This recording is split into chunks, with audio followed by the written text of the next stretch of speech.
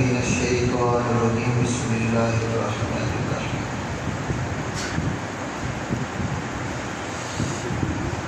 آج ہم سب مل کر ایک ایسی ہستی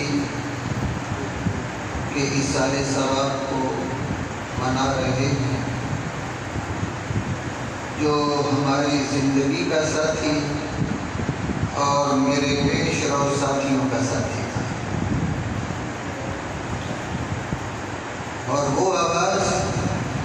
جو اس پورے ادارے میں ایک ہی شخص کی گونجتی رہتی تھی، گواہ ہے نا آپ، گونجتی رہتی تھی وہ آواز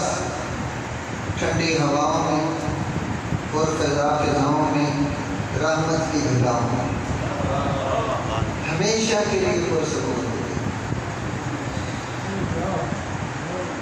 اور دوسری بات میں یہ کروں گا علامہ محمد یوسف صاحب نقشبندی سے پہلے ایک منٹ کے لیے کہ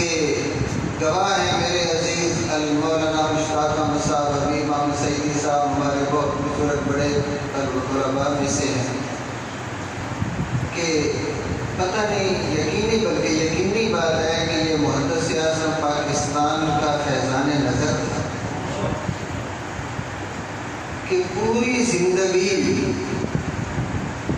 کبھی بھی حق بات کہنے میں کسی مصلحت کے شکار نہیں۔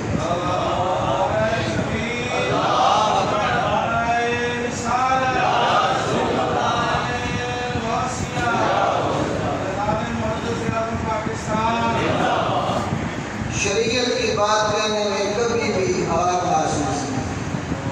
اب آپ کی بات تو دیکھنے میں معمولی ہے، مگر اس ادارے میں 400 طلباء پڑھتے ہیں، 400۔ اب آپ ہی بتائیے 400 طلباء کو کنٹرول کرنا کوئی معمولی بات ہے؟ مگر میرے قاری محمد صدیق صاحب نے کبھی بھی کسی بھی طالب علم کو یہ اجازت نہیں دی اور گزرنے نہیں دیا، یعنی مسجد کو گزرگاہ نہیں بننے دیا، اور کبھی بھی کسی طالب علم کو مسجد کے سین میں کپڑے خشک کرنے کی اجازت نہیں، اور دیکھا تو برداشت نہ کیا۔ کبھی بھی قاری محمد صدیق دامہ فیض نے کبھی بھی کسی طالب علم کو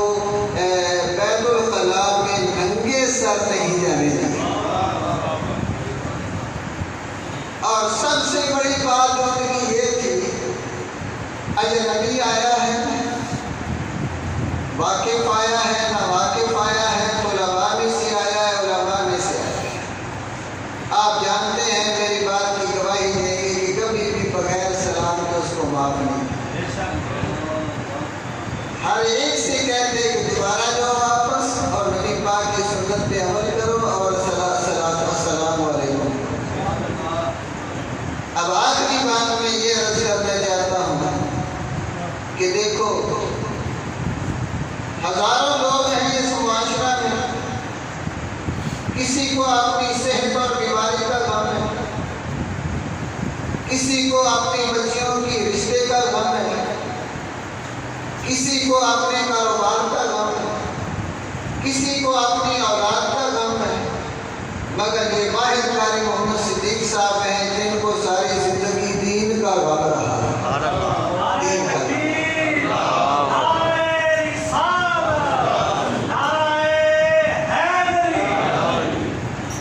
آخر میں اپنے رب سے دعا گو ہوں کہ رب کائنات